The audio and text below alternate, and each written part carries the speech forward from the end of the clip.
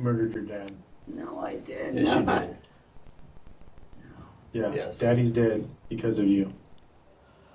Hours of interrogation. Police lying to a suspect in the Inland Empire until he falsely confesses to murder. And now the city of Fontana is paying a massive settlement tonight after police questioned a man for 17 hours until he confessed to killing his father, who's still alive. KCAL News reporter Tom Waite joins us now with what led up to this false and really hard to watch confession. It was, Pat, and I watched many hours of this intense interrogation, and it's very eye-opening, and we'll get to it in just a second here. But the video of the interrogation is fascinating and disturbing. An innocent man spends hours being grilled by police. When it's over, he's in the throes of a full mental breakdown, and under pressure, he lies to detectives about killing his own father.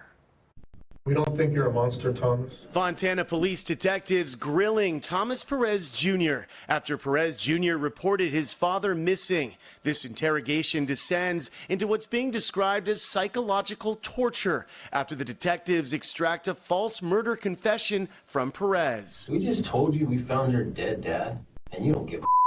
That detective is lying. Perez Sr. was not dead. But in this moment, Fontana detectives don't know where he is. Perez Jr. reported him missing after they had an argument. A search warrant was served at the family home. Perez Sr.'s wallet, cell phone, and even some blood stains were discovered. A canine also alerted to the odor of possible human remains. Detectives unleash an unrelenting interrogation of Perez Jr. Murdered your dad. No, I did Yes, you not. did.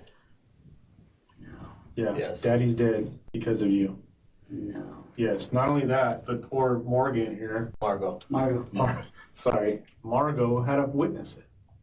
Yep. I walked through the blood. Yeah. No. Yeah. Yes. No. Yeah. Yes. The psychological effects of hours of grilling take their toll. Detectives keep pushing. Perez spirals further. Eventually, Perez Jr. makes a false confession to killing his father. All this, and 71-year-old Perez Sr. was alive. He went to his girlfriend's home, but didn't have his cell phone. Perez Jr.'s attorney. The worst act of deliberate cruelty that I've seen suing the police for 40 years. I've been suing the police for 40 years, and I've never seen the cops be that cruel to someone. Steering on behalf of Perez Jr. sued Fontana and won a nearly $900,000 settlement. This all unfolded back in 2018, but the case was just finalized. I never thought that it was easy, maybe even possible, to get a completely innocent person confess to something like that. But after I watched the video and watched the interrogation of Tom Perez, what I divined is that they could get you and I to confess to killing Abe Lincoln if they wanted to. It's unbelievable. And they're not amateurs, and they know what they're doing, and they know how to do it. Steering says even after detectives learned Perez Sr. was alive, they did not tell Perez Jr. Instead, they had him held for mental distress. Once they learned this, instead of telling him that because of what they did to him, they 5150 him. They place him on a civil protective custody hold, have him taken to the mental hospital, and then they tell the hospital that he's in custody and that he can't have anybody contacting him.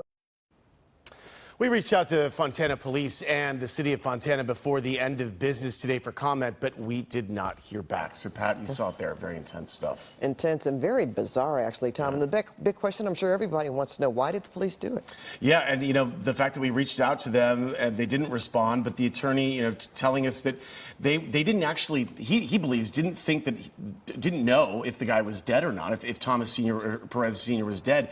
But what they were trying to do is figure out what happened. And because of the evidence that was in those court documents, perhaps that's why they decided to go down that road, because there was some blood evidence found, or blood found. I don't know that it was evidence. It was blood that was found in the house, and then the dog that triggered on the odor of the possible human remains. So with all that together, the police officers or detectives then, believe that this was the road they wanted to go down. But, just to see him in such duress is very difficult to watch. It is, and the fact that they want a settlement.